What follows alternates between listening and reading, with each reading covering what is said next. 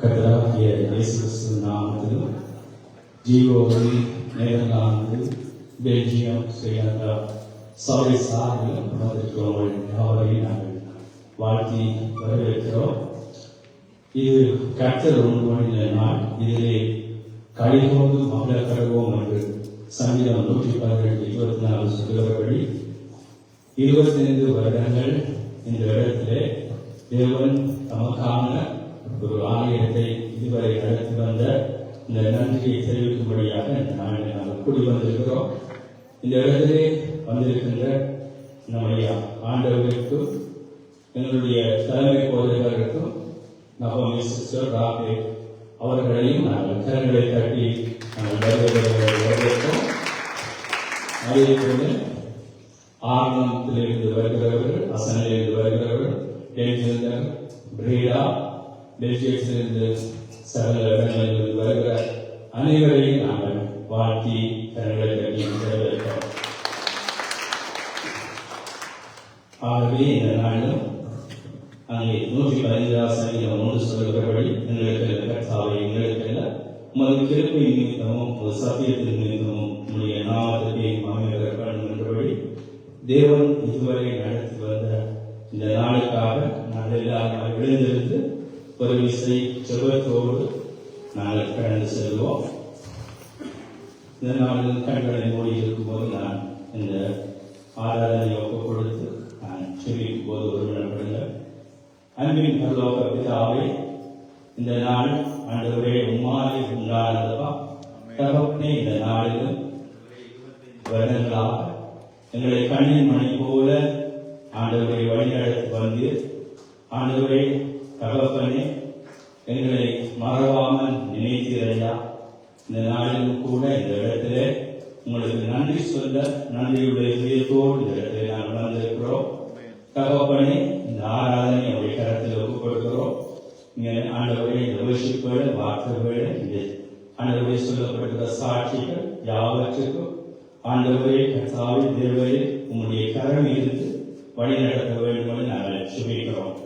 இந்த நாளில் ஆண்டவரே வந்திருக்கிற யாவரும் சமாதானத்தோடு சந்தோஷத்தோடு மன மகிழ்ச்சியோடு இந்த இடத்தை விட்டு கடந்து செல்லும்படியா ஒவ்வொரு காரியங்களையும் தேவாவியானவர் எங்களுக்கு வழிநடத்தி தர வேண்டும் என்று சொல்லி உங்களுடைய கரத்தில் ஒப்பு கொடுத்து கர்த்தராகிய இயேசு கிறிஸ்துவின் மூலம் செபிக்கிறோம். எங்கள் ஜீவனுள்ள நேரத்திலாகும். ஆமென்.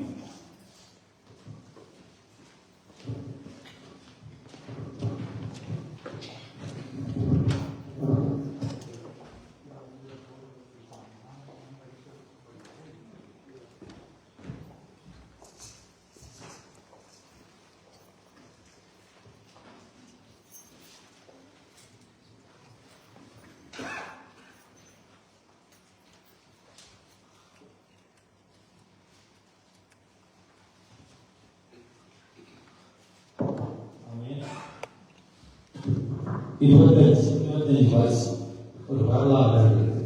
அல்லேலூயா சொல்லுவோமா? அல்லேலூயா. எவ்வளவு போராட்டங்கள் எவ்வளவு எதிர்ப்புகளோ காரியங்களும் கர்த்தர் நடத்தி வருகிறார். நான் ஒரு வசனத்தை வாசித்து சொல்லுவோம். எரேமியா 30 அந்த போன்றவரும் எரேமியா 30 18 20 வரை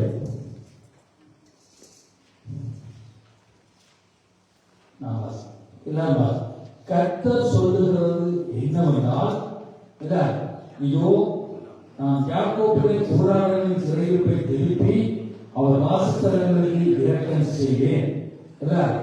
நகரம் தன் மண்வெட்டில் கட்டப்பட்டு அரண்மனை முன் போல நிலைப்படும். அவைகளிலிருந்து ஸ்தோத்திரமும் ஆடப்பாடல் சத்தமும் புறப்படும். அவர்களை வர்த்திக்க பண்ணுவேன். அவர்கள் குறுகி போவதில்லை. அவர்களை மகிமைப்படுத்துவேன். அவர்கள் சிறுமைப்படுவதில்லை. அவர்கள் பிள்ளைகள் முன்போல் இருப்பார்கள். அவர்கள் சபை எனக்கு முன்பாக திறப்படும். அவர்கள் ஒழிக்கிற யாவரையும் தந்தீங்க. அல்லேலூயா.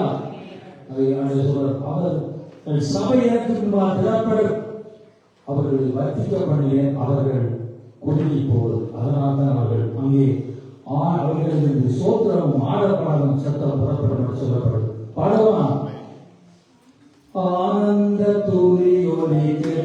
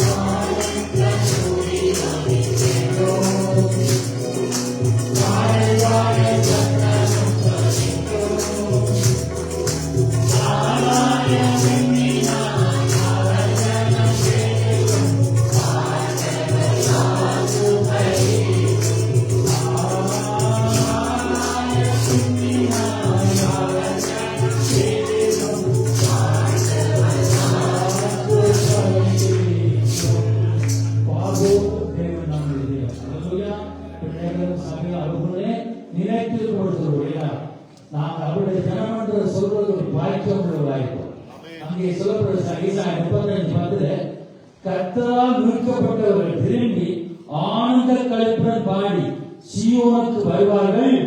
நித்திய மகிழ்ச்சி அவர்கள் தலைமையில் இருக்கும். சந்தோஷமும் மகிழ்ச்சியும் அடைவார்கள். சஞ்சலமும் தவிப்பும் ஓடிப்போமா. அல்லேலூயா. நாங்கள் தான் கர்த்தரால் மீட்கப்பட்ட சபையாராய் மக்களாய் ஈரோடு திருச்சபையாய் இருக்கிறோம். ஆண்டவர்கள் வாக்கு பண்ணியிருக்கார். குறுகி போவது குந்தி போவது கத்திரிக்கப்பட்டவர் சொன்னார். பாடுவோமா? ஆண்டவர் வாக்களித்த இந்த நன்னாளிலே நாமே அவரை போற்றி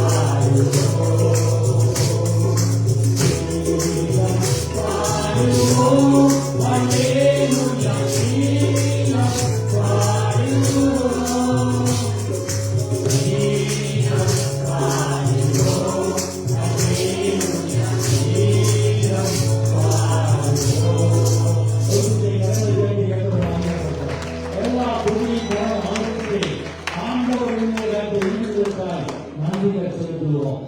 இத்தனை வருடம் நடத்திய தேவனை இனியும் நம்புவோம். நடத்துவார். விசுவாசிக்கிறவர்கள் அல்லேலூயா. ஏனென்றால் எசாயா 31:5 சொல்வது, பறந்து காக்க பட்சிகளைப் போல சேனைகள் கட்ட எருசலேமின் மேல் ஆதரவாய் இருப்பார். அவர்களை காத்து தப்ப பண்ணுவார். அவர் கடந்து வந்து அவர்களை விடுவிப்பார். இதுவரை கர்த்தர் காத்த இந்த பாடலோடு ஒரு விஷயம் துதிக்க போறோம். ஆமென்.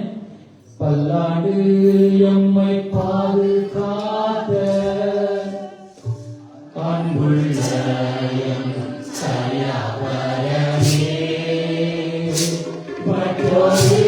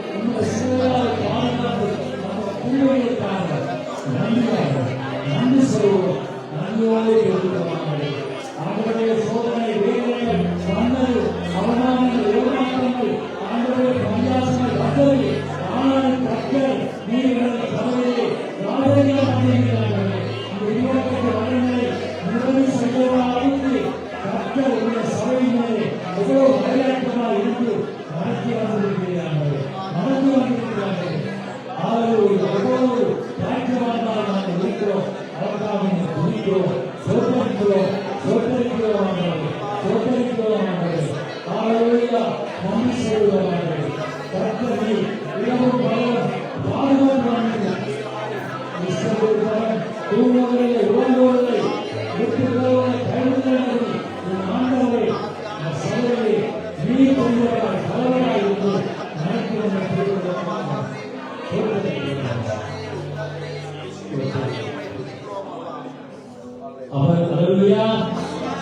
ஆண்டவர் காத்து வந்தார். இதுல பெருமை பாராட்டுகள் ஒன்றுமில்லை, ஆனால் கர்த்தர் நடத்தி வந்தார். இந்த வசனம் சொல்வது ஏசாயா 56:3 உம்மை உறுதியாய் தங்கிக் கொண்ட மனதுடையவன் உம்மையே நம்பி இருக்கிறபடியால் அவனை பூர்ண சமாதானத்துடன் காத்துக் கொள்வான். ஆண்டு நடத்தியிருக்கிறார், ஆறுதல் நடத்தியிருக்கிறார், தம்முடைய சிறகாலை மூடி பாதுகாத்திருக்கிறார். அந்த தேவனை நான் நம்புகிறேன். அல்லேலூயா. இதுவரை நடந்த தேவனை நம்ப வேண்டும். அல்லேலூயா. நாங்கள் பாடுவோம். நம் இயேசுவை புகழ்ந்திடுவோம், என்னாலும் தோத்தரிப்போம். நம் இயேசுவை புகழ்ந்திடுவோம், என்னாலும் தோத்தரிப்போம். அவர்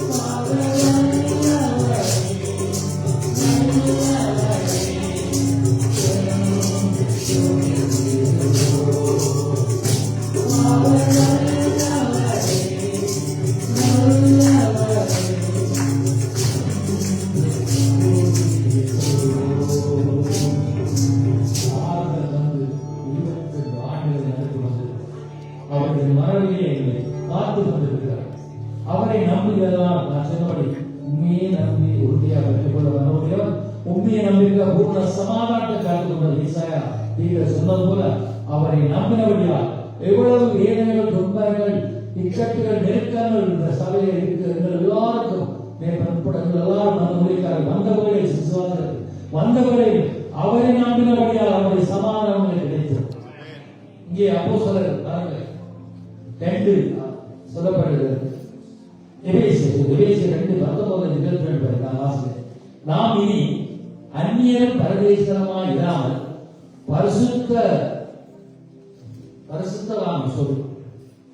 பரிசுத்தவான்கள் மேல் ஒரே நகரத்தாலும் தேவனுடைய கூட்டாளமாய் இருந்து இயேசு கிறிஸ்து மூலத்தெல்லாம் இருக்கிறார். அவர்கள் இணைக்கப்பட்டு கர்த்தருக்குள்ளே பரிசுத்த ஆலயமாய் நாங்கள் எழுப்பியிருக்கிறோம். அவர் மேல் நாங்கள் உங்கள் சபையும் ஆவினால் தேவனுடைய வாசத்தலமாக கூட்டிப்பட்டு கட்டப்பட்டு வருகிறது. விசுவாசிக்கிறீர்களா? அல்லது அவர் மேலே கட்டப்பட்ட இந்த ஜீவோடு இருக்கிற 25 வருடங்கள் கற்பாறையை கட்டப்பட்டது மூலம் அசையாமல் உறுதியாக இன்னும் பல வருடங்களை காணத்தான் போகிறது. நாம் இப்ப இருக்கிற காணாட்டாலும் எங்கள் சந்ததிகள் காணத்தான் போகும். அல்லேலூயா. ஒரு பாடலோடு ஆண்டவரை கேட்போம். அதுக்குரிய புதிய கிருபையைத்தான் இதுவரை தந்த கிருபை மட்டுமல்ல, இனிவான நாட்களும் நம்முடைய புதிய கிருபையால் நிரப்பப்படுகிற இந்த பாடலை பாடி மொழிமாற ஒரு செய்து கொள்வோம். புதிய ஆண்டுக்குள் எம்மை நடத்தும் புதிய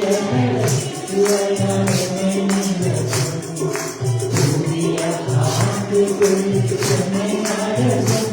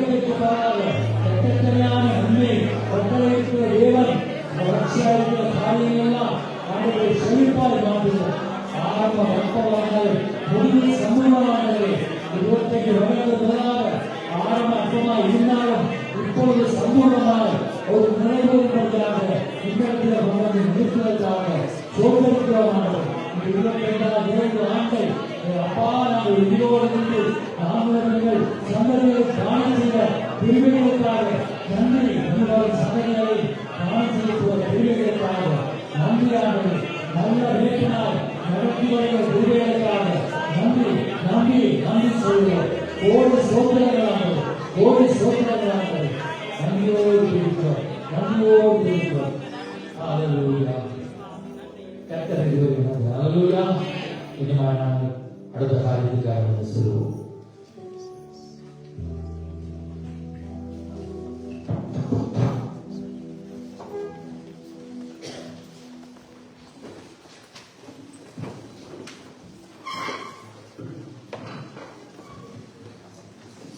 இந்த நேரத்தில் நாங்கள் வார்த்தைகளை கடந்து செல்வோம். இந்த நேரத்தில் கூட தலைமை போவதில்லை. நாங்கள் தலைமையை கட்டி நாங்கள்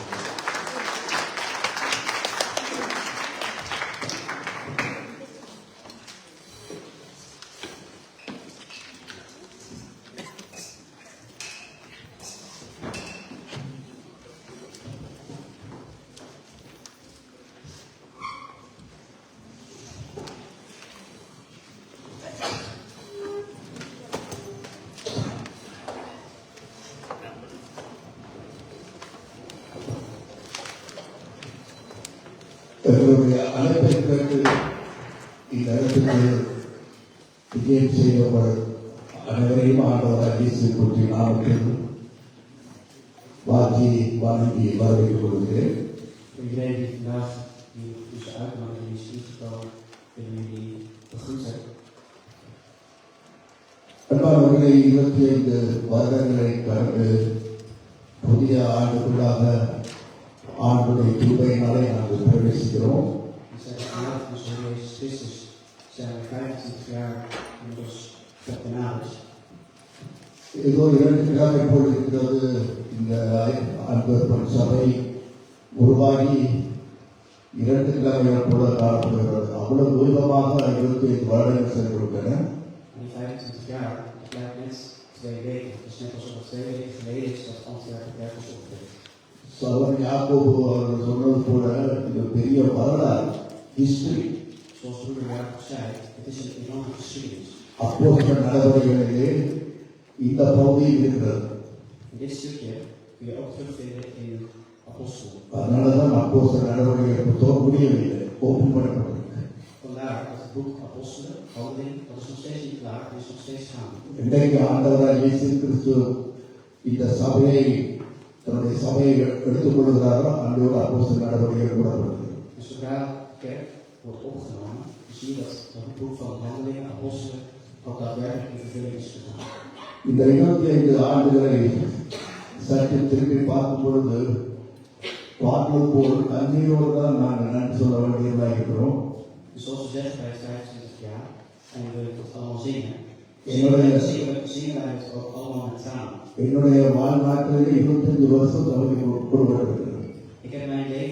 Ik heb 25 jaar van mijn leven aan deze kerk gegeven. அதே போல விசுவாச மக்கள் நீங்கள் 25 வருடமாக இருக்கிறவர்கள் உங்களுடைய வாழ்க்கையில் 25 பகுதியை வருஷத்தை கொடுத்திருக்கிறீர்கள். En zo zijn er ook vele anderen die hun jaren hebben gegeven aan dit 25 jaar bestaan van deze kerk. எனவே இதிலே பெருமை பாராட்ட போனதற்கு ஆண்டவராக இயேசு கிறிஸ்து ஒருவருக்கே பகுதி. Dus hier trots op zijn, hier trots op zijn. De enige persoon die dat recht heeft om te zijn, dat is alleen de Heer Jezus Christus. பவுலடிகள் சொல்லுகிறார், அநேக சபைகளை ஸ்தாபித்த பவுலடிகள் சொல்லுகிறார், Apostel Paulus, die vele gemeentes heeft opgericht. 1 கொரிந்தியர் 3:6-7 In 1 Corinthians 3, 6 en 7. நான் நட்டேன், நான் plan பண்ணேன், Dus ik heb het geplant. அப்பொழுது அவர் ஏற்பாற்றினார், Apollo heeft het nat gemaakt. தேவனை விளைய செய்தார். Maar God heeft het een wasdom gegeven. அதனால நடுவரான ஒன்றும் இல்லை, Dus zo dan nog blij. நீர் பாய்ச்சுகிறவரான ஒன்றும் இல்லை, Die plant nog iets hij die nat maakt. விளைய செய்த தேவனாலே இல்லாமல். Maar het is allemaal God die het in overvloed geeft. எனவே நம்முடைய சபையை விளைய செய்தது கர்த்தராகிய இயேசு கிறிஸ்து ஒருவர். Dus het is onze Heer Jezus Christus die onze gemeente in bloei heeft laten zetten. அவர்தான் ரட்சிக்கப்படுகிற மக்களை சபையிலே சேர்த்துக் கொண்டே வருகிறார். Hij is degene die de mensen die gered zijn hier allemaal bijeenbrengt. அந்தபடியாக நாங்கள் 25 வருடங்களை கடந்து நாங்கள் ஒரு விசுவாச கப்பல் முன்னோக்கி போய்கொண்டிருக்கிறோம். En we zien dat we nu 25 jaar achter ons hebben zitten en dat de boot van geloof constant vooruit gaat. நெகேமியா 2:18 சொல்வது போல Nehemia 2:18. அங்கு ஆலயத்தை கட்டின நெகேமியா சாட்சி சொல்லுகிறார், Zodat Nehemia die onder de tempel aan de bouw van de tempel heeft gestaan. என் தேவனுடைய கரம் என்மேல் நன்மையாக இருக்கிறதையும் ராஜா என்னோட சொன்ன வார்த்தைகளையும் அவர்களுக்கு அறிவித்தேன். அப்பொழுது அவர்கள் எழுத்து கட்டுவோம் வாருங்கள் என்று சொல்லி அந்த நல்ல வேலைக்கு தங்கள் கைகளை திறப்படுத்தினார்கள். En ik gaf het te kennen de hand van mijn God die goed over mij geweest was, als ook de woorden gesproken is die hij tot mij gesproken had. Toen zeiden zij, laat ons op zijn of wij bouwen. En zij sterkten hun handen te voelen. தேவனுடைய கரம் என்மேல் நன்மையாக இருந்தபடினாலே Belgium தேசத்திலே வந்து ஊழியர்களை செய்ய அதனால் திடப்பட்டு ஒத்துழைத்த அந்த நாட்களில் இந்த மக்கள் இன்றைக்கு இருக்கிறார்கள். அவர்களோடு கூட இந்த ஆலயம் கட்டப்பட்டது, இந்த சபை இன்றைக்கு இருக்கிறது. En zo geldt het ook voor deze kerk, namelijk dat de hand van God loopt goed met ons is geweest, mij is geweest. Zie je dat 25 jaar lang met mensen die we vanaf het begin af aan hebben, zien we dat er nog bestaat deze kerk. ஒரு சின்ன காரியத்தை நான் ஞாபகப்படுத்த விரும்புகிறேன். Dit is iets wat ik nog ter herinnering wil brengen. இந்த சபை உண்டாத முன்பாக ஒரு சில ஒரு மாதம் நினைக்கிறேன், ஒரு மாதத்துக்கு இடையே En voordat deze kerk ontstond enkele maanden. ஒரு சபையிலே ஒரு சில ஊழியர்களுக்காக மிக வேதனைப்பட்டு அவமானப்பட்டார். Ben ik voor bediening in bepaalde gemeentes zeer vernederd in andere plekken. நம்பிக்கை துரோகம் என்றால் என்ன என்பதை நாம் படித்த வாழ்க்கை. Ik leerde toen pas wat vertrouwen is en wat bedrog was. அவமானம், நிந்தை, கண்ணீர் இதெல்லாம் நான் உணர்ந்து உடைந்து நொறுங்கி சுக்குநூறப்பட்டேன். Bedrog, vertrouwensverlies, vernedering. Ik had eenmaal tranen en ik was helemaal kapot. அதிர்ந்து போய்விட்டேன். En ik was er helemaal kapot van. ஊழியத்தை வர்த்திச்சு வேண்டாம், இந்த மனசுடைய மோதலை முடிக்கிறது என்ற தீர்மானத்துக்கு கூட நான் வந்து En bijna had ik de beslissing genomen dat ik walgde bijna van de bediening. En ik had bijna de beslissing genomen om er definitief mee te stoppen. அப்படி இருந்த பொழுது கூட ஒரு சில மக்களால் கூட நான் விமர்சிக்கப்பட்டேன். இவருக்கு இந்த அந்த மாதிரி இருந்தது. En door bepaalde mensen zelfs van beweerd dat wat er nu gebeurde, dat het verdiende loon was. சொல்லப்பட முடியாத நான் ஒரு bad experience சொல்ல முடியும். Ik kan eigenlijk zeggen dat dit een zodanig slechte ervaring is die ik niet in woorden kan beschrijven. என் கண்ணீரை எனக்கு உணவாய்க்கிறது தாவீது சொன்னது போல அப்படியே நிலைமை நான் போறேன். Een situatie, net zoals David zegt, mijn tranen vormen nu mijn voeding. Zo'n situatie was het. அப்படி உடைந்து போன நேரத்தில் தான் En in zo'n tijd waarin ik gebroken was, ஆண்டவர் என்னை ஆறுதல் படுத்துவதற்காக ஒரு சபை விட்டு இன்னொரு சபை ஆண்டவர் பண்ணுவது. en een geruststelling, een troosten van de Heer. Oké, is er een kerk weg? Kom, ik geef je een andere. உடனே சகோதரர்கள் கூட்டார்கள் வந்தார்கள், அப்படியாக பரவியது, சபை பெருகியது. Broeders kwamen bijeen en de kerk nam een aantal mensen nam het voorstoel. எனவே இந்த ஆண்டவர் சபை அதாவது வேதனையோடு பிரசவ வேதனையோடு பிறக்கப்பட்ட ஒரு சபை. Je zou eigenlijk kunnen zeggen dat de kerk Antwerpen geboren was, net zoals met de pijn die kon kijken bij een geboorte van een kind. நான் அந்த நாள் நினைக்கும் பொழுது ஆண்டவருக்கு நன்றி செலுத்தினேன். அந்த வேதனையில எனக்கு ஒரு காயம் கட்டி அப்படியான ஒரு சபையை கொடுத்து மேலுமாக என்னை உற்சாகப்படுத்தின ஆண்டவர். En de Heer die mij op dat moment die wond die ik in me had, de Heer die mij op dat moment die wond heeft genezen, mij voor de pijn verlossen en mij weer overeind te doen. அந்த நேரம் அந்த ஆண்டவர் ஒரு சபையா எனக்கு பாராட்டின அன்பு இருக்கே, அன்பு சொல்ல முடியாத ஒரு அன்பு. En de liefde die de kerk Antwerpen vanaf het begin af aan heeft gegeven is niet te beschrijven. பவுலடிகள் காலாத்திய சபைக்கு சொல்வது போல உங்களுடைய கண்களே பிடித்தால் நீங்கள் ஆயத்தமாக இருக்கிறீர்கள். Zoals apostel Paulus zegt over de kerk verlaten, jullie zijn zelfs bereid om je eigen ogen aan mij te geven. 25 வருடமாக நான் வந்து போகிறேன், வாகனத்தில் வந்து போகிறேன். ஒரு நாளாவது நான் ரோட்டில் வாகனம் கூட அது கூட நான் விட்டது. En 25 jaar lang ben ik met de auto hier naartoe gekomen. En nooit is er in 25 jaar voorgekomen dat ik met auto pech langs de kant heb gestaan. இந்த நாட்டிலே இந்த ஆண்டவர் ஒரு சபையா நான் திரும்ப சொல்றேன், நீங்க அதே ஆண்டுக்குள்ள இருக்க வேண்டும் என்பதற்காக.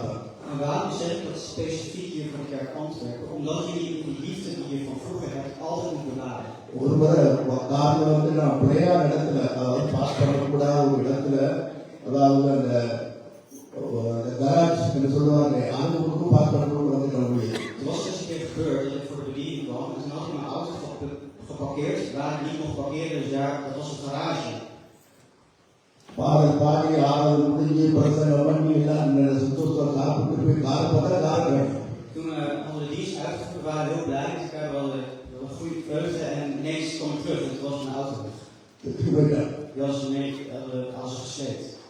பயந்து போய் அதிர்ந்து போயிட்டு Ik was helemaal bang en ik was geschokt hiervan. இங்கதான் நான் வச்சு அது வரை நான் அந்த நான் சுற்றி பார்த்து இங்க இருக்கிறதாலே காரக்காமலே. En voor de zekerheid toch nog controleren of ik niet ergens anders heb gelaten, ging de hele omgeving af of de auto niet ergens anders lag. அப்போ வந்து சபையை வந்து சொன்னாங்க வாகனத்தை காணவில்லை. En dus toen in de kerk dan deden van ik ben mijn auto kwijt. அப்ப இருந்த அந்த கூட்ட சொல்ற வாங்க பார்ப்போம் என்று சொல்லி நான் பார்ப்போம் இடத்தை கொண்டு பார்த்தார்கள். En van de oudere broeders die daar waren, die gingen met me mee, die gingen naar de plek toe waar die auto geparkeerd stond. பார்த்தார், வாசி இந்தியா பார்க்க நீங்க அதை என்ன படம் போட்டு பாருங்க. Zeiden pas, kijk wat hierop staat, die mag toch hier parkeren. அப்போ அவர் சொன்னாரு தூக்கிட்டு போயிட்டாரு. En die auto hebben ze dus nu meegenomen. அது இன்னத்துல இருக்கும். En die ligt waarschijnlijk op deze plek. போய் எடுப்போம். Laten we die pakken. என்னுடைய காரை எடுத்து அது ஒரு தேசத்துக்கு வெளியே ஒரு தூரம் கொண்டு போய் அவங்களோட பேசி காசை கட்டி எல்லாம் முடிஞ்சு வரதுக்கு 2 மணி நேரம் ஆயிடுச்சு. En totaal die auto weer terughalen en wat met die mensen bespreken, het heeft totaal 2-3 uur allemaal geduurd. எங்களை பாசிட்ட கார் வந்து அவர் வீட்டுக்கு அனுப்ப மாட்டேன், நாங்கள் போறது சபையார் அவ்வளவு பேர் இருந்தாங்க. En al die kerkmensen die gingen dus niet naar huis. Die hadden gedacht van pas moet hoe dan ook met een auto weer terug naar huis kunnen rijden, dus wij blijven ook. எங்களுடைய கூட En het is mijn fout. அதுக்கு ஏதோ 250 ரூபா ஏதோ கட்ட முடிய காசு. Moest ik de boete betalen van 200 nog wat euro. சபையார் கேட்டாங்க, காசு முடிவு வந்து நாங்கள் கட்டுவோம் காசை யாரும் கட்ட முடியாது. En de mensen die zeiden van nee, die betalen wij voor de pas, dus ze verdelen dat onderling en ze betalen dat. அப்படி ஒரு ஆதி அதுக்குள்ள இருந்து அப்படி ஒரு கொப்பட்டாக இந்த சபையை இன்னைக்கு நான் ஞாபகப்படுத்துறேன். Dus die liefde die van het begin af aan was, zo'n troost in de kerk was het, is het. இன்னைக்கு இந்த பாட்டி வீட்டு போனாலும் பார்த்து கொண்டு நான் போயிட்டு போறாங்க தெரியாது. Als het nu wellicht is, als het weer nu zou gebeuren, is het misschien de gedachte wel van nou we gaan het door. அப்படி இந்த சபை அது மட்டும் இல்ல, இன்னைக்கு இந்த உலகத்தில் அநேக பேர் அநேக நாடுகளுக்கு நான் நல்லா அறியப்படுறேன். Dat niet alleen, ik ben aan vele landen geïntroduceerd. பிள்ளைங்க போனா ஸ்ரீலங்கா ஒரு கடைக்கு போனா நீங்க பாசம் என்று கேட்கிற அளவுக்கு பிரசித்தமானது ஆண்டவர் சபையில் தான் பிரசித்தமானது. Want het is allemaal, sinds als ik een tafelwinkel binnenging, werd er wel eens gevraagd van wens u iets in passen. En toen was het allemaal, dit allemaal komt door wat er in Antwerpen ooit gebeurde. Television programme முதலாவது ஆண்டவர் சபையிலிருந்து தான் சென்னை போய் இந்த ஒரு அறிய போறது காரணமே முக்கியமாக வைத்தது இந்த ஆண்டவர் சபை. Dat was namelijk de kerk Antwerpen waarvoor het eerst diensten werden televisiecast, dus via Hollywood en NLM TV, dat ze naar buiten gingen. அப்படி எவ்வளவு சபையிலும் மறக்க முடியாத சம்பவங்கள். Het zijn allemaal gebeurtenissen die dus nooit meer vergeten. எனவேதான் இந்த சபையினுடைய சில நல்ல காரியங்களை நான் எடுத்து ஞாபகப்படுத்துவதில் உங்களுக்கு சந்தோஷப்படுறேன். En ik ben er heel blij mee dat ik dit soort herinneringen met jullie samen kan ophouden. எனக்காமையானதை அதாவது ஒரு ஆலய காரியத்தை சபை எடுத்துக்கொள்வோமாக. இந்த சபை ஆனது நன்றாக ஆரோக்கியமான சபையாக மேலும் பணிபெற வேண்டுமானால் Als deze kerk gezond wil blijven en deze kerk in aantallen ook wil toenemen, இந்த சபை மட்டுமல்ல, எந்த சபையாக இருக்கட்டும், en het geldt niet alleen voor deze kerk, maar ook voor welke kerk dan ook. 5 வகையான ஊழியர்கள் மிக அவசியம். Er zijn 5 vormen van bediening die echt essentieel zijn. நீ உடனே நினைப்பீங்க 5 வகை ஊழியம் என்ற உடனே மேய்ப்பர் ஊழியம், போதகர் ஊழியம், En we denken dan misschien aan degene van herders, zaken, சுவிசேஷ ஊழியம், we denken dan aan evangelisch அப்போஸ்தலர் ஊழியம், of apostolische bediening தீர்க்கதரிசிகள் ஊழியம். of profetische bediening. ஒரு சபை வளர வேண்டுமானால் ஒரு சிம்பிளான 5 வகையான மக்கள் இருந்தால் போதும். Maar als het kerk oprecht wil groeien, dan zijn er 5 dingen die daarmee kunnen helpen. கடகடகடன்னு வளரும். Dan groeit het heel snel. இந்த 5 நான் சொல்றேன். En die 5 dingen die ga ik je vertellen. நீங்கள் எந்த சபையாக இருந்தாலும் இதை நீங்க கடைப்பிடிங்க. Van welke kerk je ook bent, probeer deze 5 dingen vast te houden. 6 வருஷம் கழிச்சு உள்ள சபைகளை பெருகிடுவார். En kijk dan eens na een jaar hoe ver jouw kerk gegroeid is. வாசிப்போம். Laten we lezen. யாத்திராகமம் 40ஆம் அதிகாரம் Exodus 40. அவருடைய 32, 33 வாசிக்கும் பொழுது Daarvan vers 32 en 33. யாத்திராகமம் 40 32 வாசிக்கும் பொழுது Exodus 40, vers 32, 33. கர்த்தர் மோசேக்கு கற்பித்தபடியே அவர்கள் ஆசாரிப்பு கூடாரத்துக்கு உள்ளே பிரவேசிக்கிற போதும் பல்வீன தண்டையில் சேர்கிற போதும் அவர்கள் கழுவிக்கொள்வார்கள். 33 பின்பு அவர் வாசஸ்தலத்தையும் பலிபீடத்தையும் சுற்றி பிரகாரத்தை நிறுத்தி பிரகாரத்தின் தொங்குதிரையை தொங்க வைத்தார். இவ்விதமாய் மோசே வேலையை முடித்தார். Dus als zij niet in het tent samenkomst en als zij tot het altaar naderen, zo wisten zij zich, gelijk als de Heer aan Mozes geboden had. Hij richtte ook de voorhof op, rondom de tabernakel het altaar, en hij ging het deksel van de poort des voorhofs op, alzo voleindigde Mozes het werk. இவ்விதமாய் மோசே வேலையை முடித்தார். En zo voltooide Mozes het werk. மோசே வேலையை முடித்தார். Mozes voltooide het werk. ஆண்டவர் மோசேக்குள்ளாக ஆசரிப்பு கூடாரத்தை செய்யும்படியாக கட்டளையிட்டார். Want door Mozes werd geboden om een tempel, een tabernakel te bouwen voor God. இந்த ஆசரிப்பு கூடாரம் பல வகைக்கு உதாரணமாக இருக்கிறது. Die tabernakel die kan je als voorbeeld nemen voor heel veel elementen. அது ஆண்டவரால் இயேசு கிறிஸ்துவுக்கு ஒரு அடையாளமாக இருக்கு. Tabernakel staat symbool voor Jezus Christus. அது ஒரு கிறிஸ்தவனுக்கு ஒரு அடையாளமாக இருக்கு. Het staat symbool voor een christen. அது காலங்களுக்கு உலகத்தில் இருக்கிற காலங்களுக்கு ஒரு அடையாளமாக இருக்கு. Het staat ook symbool voor de tijden, de periodes die hier in deze wereld ons te wachten staan. அதே சமயம் ஒரு சபைக்கு அடையாளமாக இருக்கு. Tegelijkertijd staat het ook symbool voor een kerk. மோசே தன் வேலையை முடித்தார். Dus Mozes voltooide zijn werk. இவர் தனியாக தன்னுடைய வேலையை முடிக்கல. En hij voltooide niet zijn werk niet in zijn eentje. அவர் முடிக்கிறதுக்கு 5 பேர் உதவி செய்தார். Er waren dus 5 mensen die hem hielpen om dit werk te voltooien. அந்த 5 வகையான மக்கள் ஊழியர்களுக்கு இருக்குமான நம்ம சபையில நான் சொல்றபடி வேற முடியும் வளரும். En zoals ik al eerder zei, als je die 5 mensen, zulke 5 vormen in je kerk hebt, zie je dat je bediening doet. முதலாவதாக Als eerste. சபை வளர்வதற்கும் வேலை முடிவதற்கும் இந்த மாதிரி மக்கள் அவசியம். Dus als eerste, wat voor mensen je nodig hebt opdat een kerk zal groeien. யாத்திராகமம் 15:20 வாசிக்கும் பொழுது In Exodus 15, dan vers 20. 15:20 வாசித்தால் பாருங்கள். யாத்திராகமம் 15:20. Exodus 15, 20. ஆரோனின் சகோதரியாகிய ஆரோனின் சகோதரியாகிய மிரியாம் என்னும் தீர்க்கதரிசியானவளும் தன் கையிலே தம்புரை எடுத்துக்கொண்டார். சகல ஸ்திரீகளும் தம்புரோடும் நடனத்தோடும் அவளுக்கு பின்னே புறப்பட்டு போனார்கள். போனார்கள். 21. மிரியாம் அவர்களுக்கு பிரதிவசனமாக கர்த்தரை பாடுங்கள், அவர் மகிமையால் வெற்றி சிறந்தார். குதிரை வீரரின் கடலிலே தள்ளினார் என்று பாடினார். En Mirjam, de profetes, aan haar zuster nam een trommel in haar hand en alle vrouwen gingen uit. Haar naam met trommelen en leiding. Toen antwoordde Mirjam en riep: zing de Heer, want hij is hooglijk verheven. Hij heeft het paard en zijn ruiter in de zee gestort. மோசே சிறந்த முறையில் பணியாற்றுவதற்கு முக்கிய காரணத்தில் ஒன்று Miriam. Een belangrijke persoon die die ervoor heeft gezorgd dat Mozes dit allemaal heeft kunnen brengen, is Miriam. அவள் தன்னோடு இருந்த பெண்களை உற்சாகப்படுத்தி கர்த்தரை பாடுங்கள் என்று சொல்லி உற்சாகப்படுத்தி கர்த்தரை புகழ்ந்து வழிநடத்திய ஒரு ஸ்திரீ. Miriam was een vrouw die ervoor zorgde, die andere vrouwen motiveerde, opdat zij ook mee met enthousiasme de Heer zouden aanbidden en bezingen.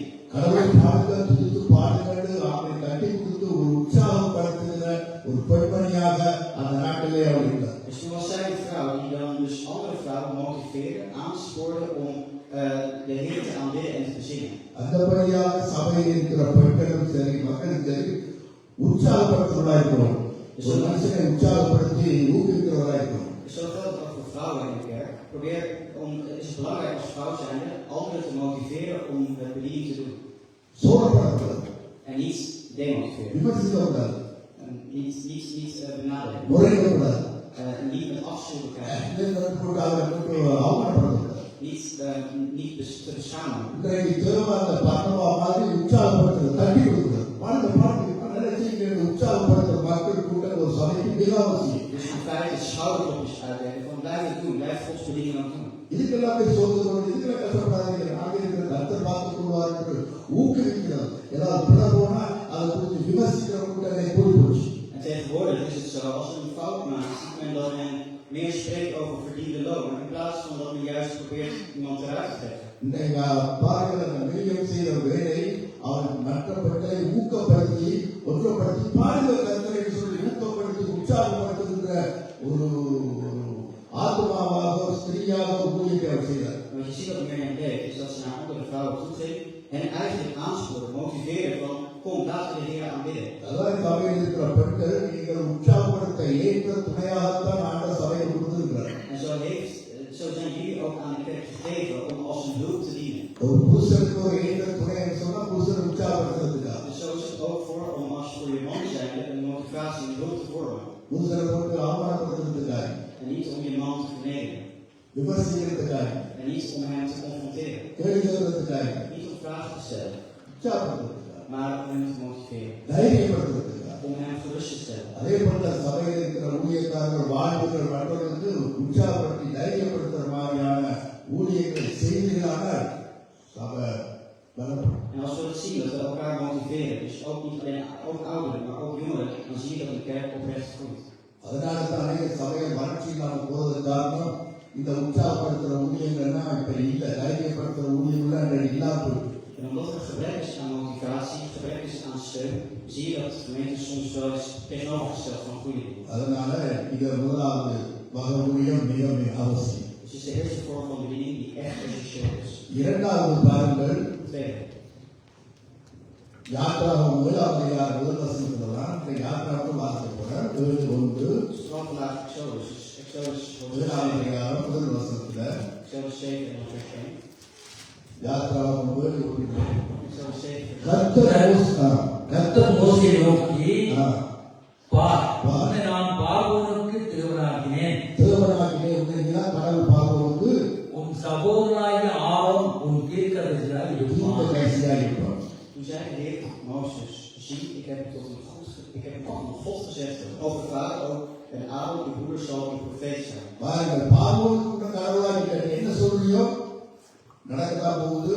எனவே ஊழியக்காரனை பார்வோனுக்கு அவர் தேவனாகிறார்.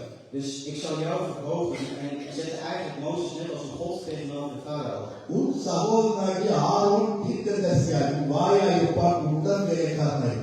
En zo zal Aaron, die zal jouw mond vormen, die zal profeet zijn, die zal namens jou spreken. நான் உனக்கு கொடுக்கிற தரிசனத்தை மோசே, நான் உனக்கு கொடுக்கிற காரியத்தை நீ அவனுக்கு சொல்ல, அவன் பேசுவான். De visie die ik jou geef, deel je met Aaron en Aaron zal het namens jou aan het volk verkondigen. நல்ல உடன் ஊழியக்காரன். Dus een perfecte visievoorzitter. ஒரு சபைக்கு ஒரு ஊழியக்காரன் அல்லது ஒரு பாஸ்டருக்கு ஒரு உடன் ஊழியக்காரன் இருப்பார்கள். இதுதான் ஆண்டவருடைய தரிசனம், இதுதான் இப்படி இதை கொண்டு போக சொல்லும்போது அவர்கள் வாயாய் என்று உடன் சேர்ந்து கேள்விகளை கேட்காம நடத்துவார்கள் சொன்னால் அந்த சபை பலப்பட்டு கொண்டு போகும். En als je zo ziet dat je een goede tweede man hebt die het woord voor jou neemt en op het moment dat je aankomt om met mensen in gesprek te gaan, op deze manier te doen zoals Aaron, zie je dat de kerk ook in de groei zal gaan. Aaron ஒருமனப்பட்ட ஒரு ஊழியக்காரன் மோசையோடு சேர்ந்து கொண்டு அவர் என்ன சொல்றாரு ஓ என்று சொல்லி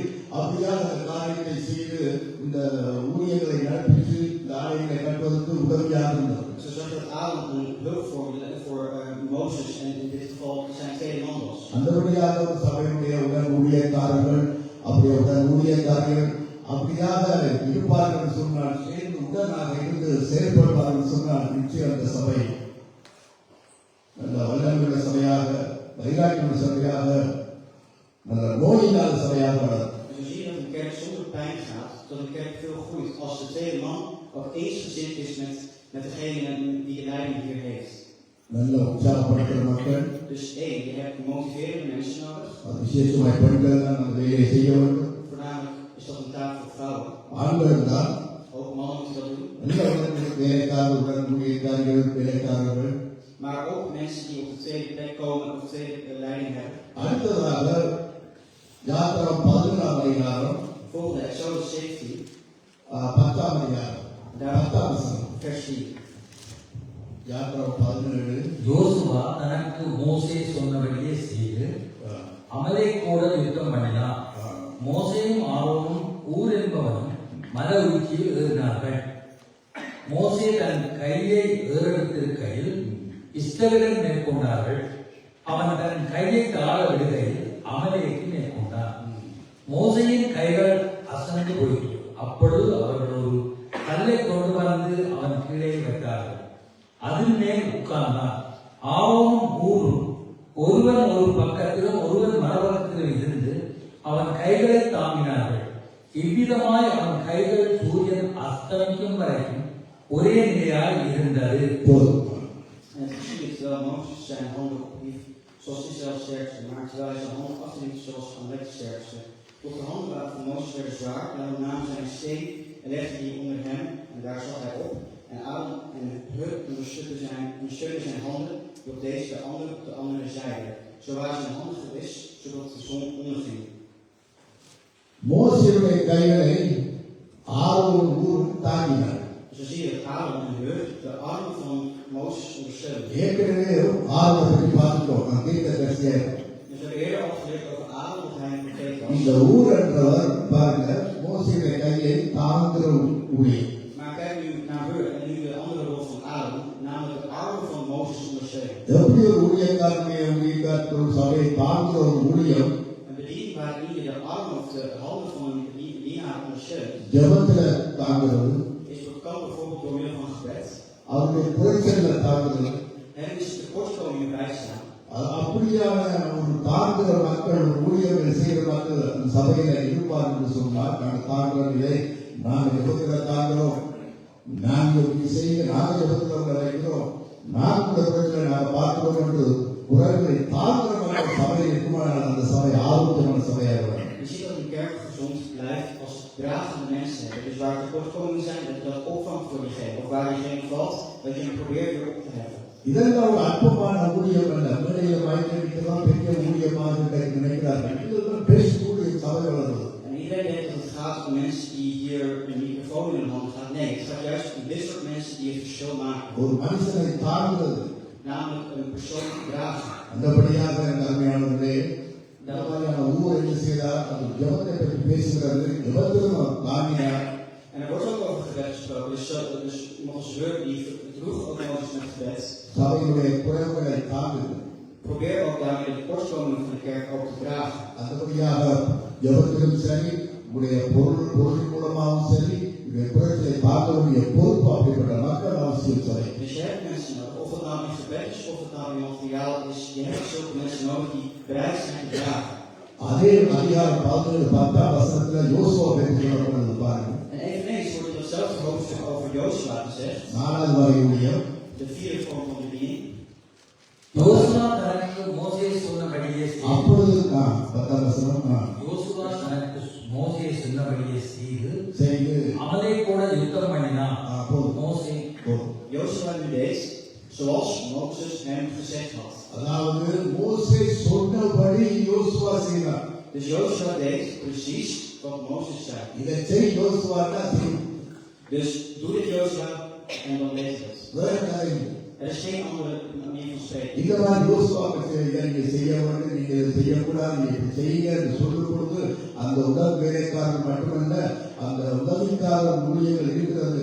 அவர் அதை செய்யும் பொழுது அந்த சபை ஆரோக்கியமாக வளர்கிறது. En zo zie je dat als dienaren zijn die op deze manier precies doen wat hun gezegd wordt en ook uitvoeren, zie je dat de kerk ook gezond blijft. யோசுவா தனக்கு மோசே சொன்னபடியே செய்து En zo zie je dat Jozua precies deed zoals Mozes hem gezegd had. ஒரு யுத்தமான நாளைக்கு சொல்றாங்க சரி Dus ga strijden tegen de Amalekieten, dus doe maar. ஏன் எதற்கு வெளியே Maar niet met de vraag van waarom en hoezo.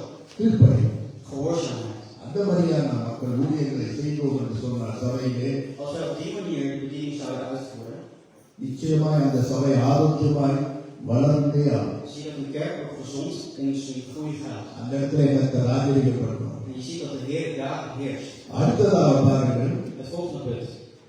36 அதிகாரம் யாத்திராமம் முதல் வசனம் Exodus 36, dan vers 1.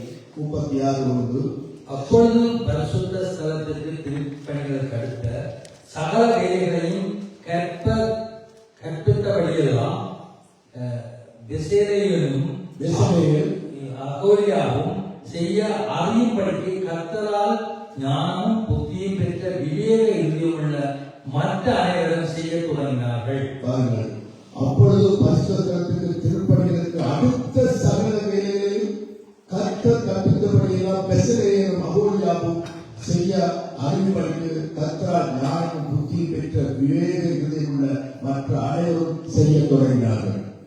En toen bouwde het van de tent ter Stapels. Toen bracht Bezaleel en Aholiab en al de man die wijs van hart was, in de welke de Heer wijs en verstand gegeven had om te weten hoe zij maken zouden alle werken ten dienste des heiligdoms naar alles wat de Heer geboden had. பாருங்கள் பெசலேயன் Dus hier Bezaleel. அந்த சின்ன சின்ன வேலைகளை செய்வதற்கு அந்த ஆலயத்திலே ஆசரிப்பு கூடாரத்தில் சின்ன சின்ன வேலைகளை செய்வதற்கு மோசே என்னத்தை விரும்பினாரோ எப்படி இருக்க வேண்டும் என்று கர்த்தர் சொன்னாரோ அவரெல்லாம் செய்தார். En zo zie je dat zelfs de kleinste taakjes die ook de Heer had vereist en die Mozes ook moest uitvoeren, zie je dat het allemaal gedaan werd.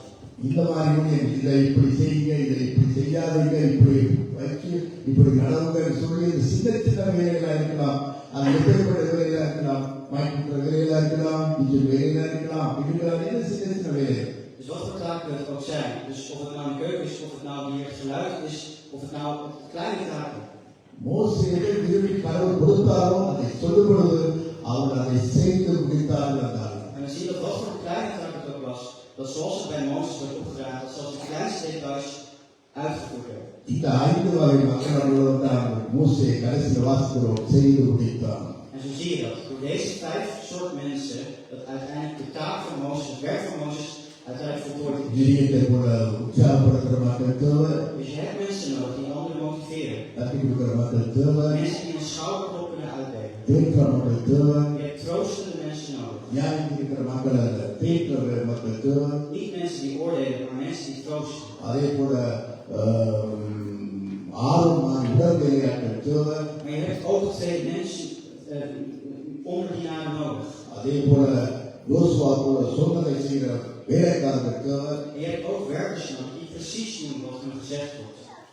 ஊரை போல தாழ்ந்த மக்கள் தேவை. Je hebt mensen nodig als Hur die in staat zijn anderen te dragen. இஸ்ரவேல் போல சின்ன சின்ன வேலைகள் கற்று ஞான புத்தி போட்டு மோசே என்னத்தை சொன்னாரோ என்னத்தை மோசே சொன்னாரோ அதை செய்து முடித்தார். Er is een reden hoe de taken zo klein zijn, hoe het om details gaat, en toch juist uitvoeren.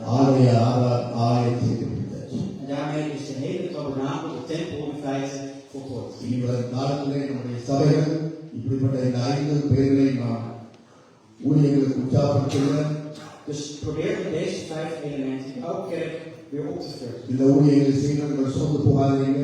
Mensen die in de bediening zitten, raak niet teleurgesteld. அற்பமான நேகாதிகமான வேலைகள் Onderschat dit werk niet. இப்படி கட்டி கொடுக்கிற உற்சாகப்படுத்துறது தாங்குறது சொன்ன வேலையை செய்கிறது Motiveren, mensen een schouderklop geven, ஊழியர்களுடைய தரிசனத்தை கொண்டு செல்கிற உடல் வேலைக்காரர்கள் de visie meenemen van dienaren en die ook tot uitvoering brengen. அந்த சபையில ஆண்டவர் ஆதரிக்கப்படும். En dan zie je dat de Heer daar nog heerst. ஒரு இடத்துல கதை சொல்லி கொடுக்கிறேன். Dus ஒரு story. met het verhaal eindigen. ஒரு அண்ணன் தம்பி வந்தார். Zo had je een broer en een jongere broers van elkaar. Twee broers. 2 பேருமே வாயில் இருந்துச்சு. En 2 hadden een eigen wei. Ja, கடைசி வயல் hadden een eigen veld, een eigen akker. அண்ணன் கல்யாணம் முடிச்சு பிள்ளைக்கு உழைக்கிறான். De oudere broer die trouwde kreeg daar ook een kind van. தம்பி கல்யாணம் செய்யல, திருமணம் இல்லை. Jongere broer, die was nog niet getrouwd. சரி என்று நல்லா வயல் நல்லா விளைஞ்சு Dus je zag dat die akkers dat het heel erg in bloei kwam. விளைஞ்சு கொண்டே வரும். Je zag dat daar veel in groeide. தம்பியை பார்த்தா De oudere broer die keek நான் தான் பிள்ளை குட்டியோட கல்யாணம் முடிச்சிருக்கிறேன், இந்த தம்பி ஒன்றும் இல்லாமல் இருக்கிறானே. van, ja, nou ik ben nu getrouwd en ik heb een kind. Mijn jongere broer die heeft alleen niks.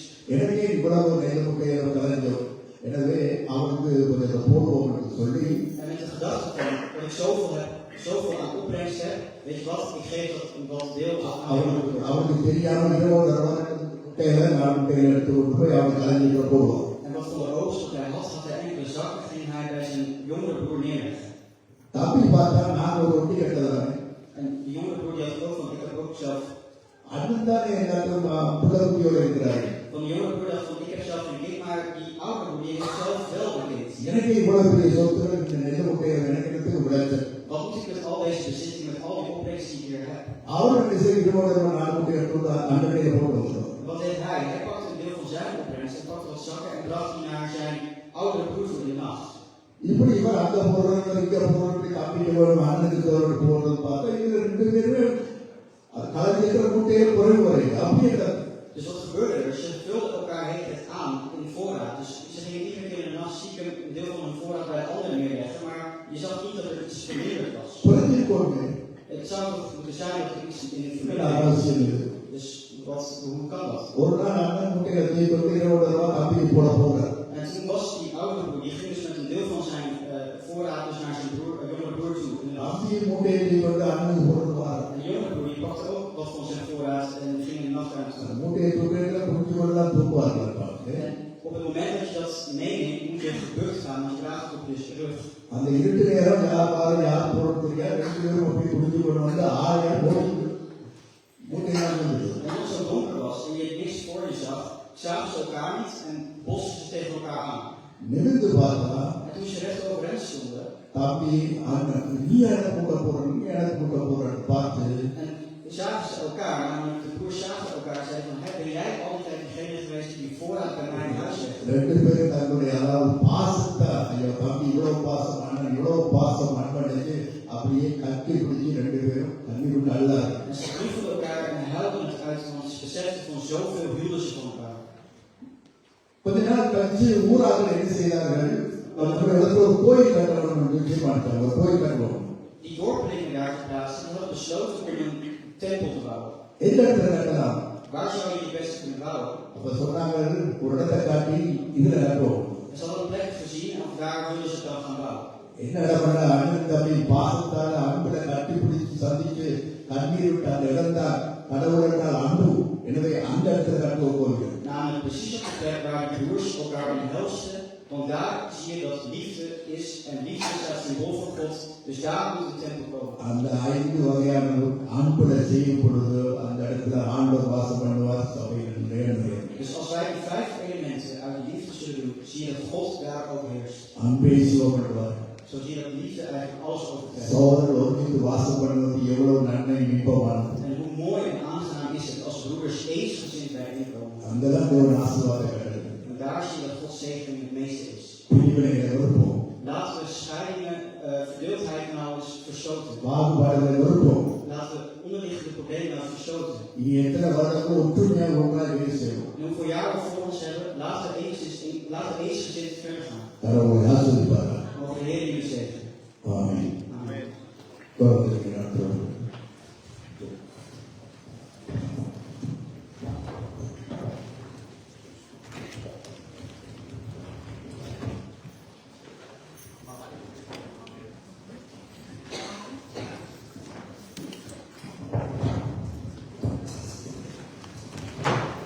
நமது பிரியமான சகோதர சகோதரிகளை அனைவரையும் அன்பப்பன் பெல்ஜியம் ஜிபோல் திருச்சபையுடைய 25வது நிறைவு விழா நன்றி ஆராதனைக்குள்ளாக அன்போடு வாழ்த்தி வரவேற்றுக் கொள்கிறேன்.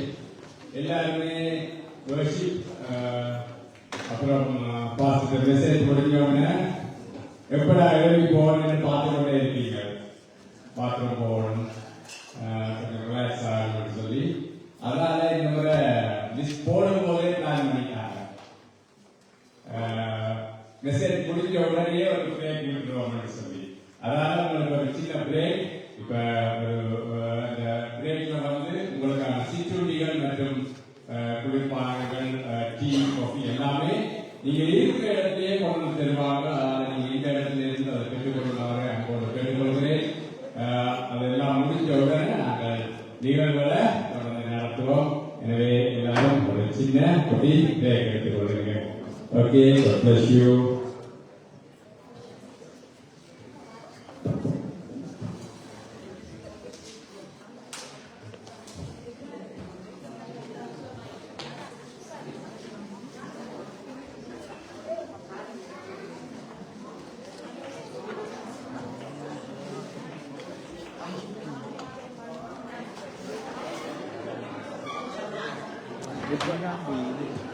என்னங்க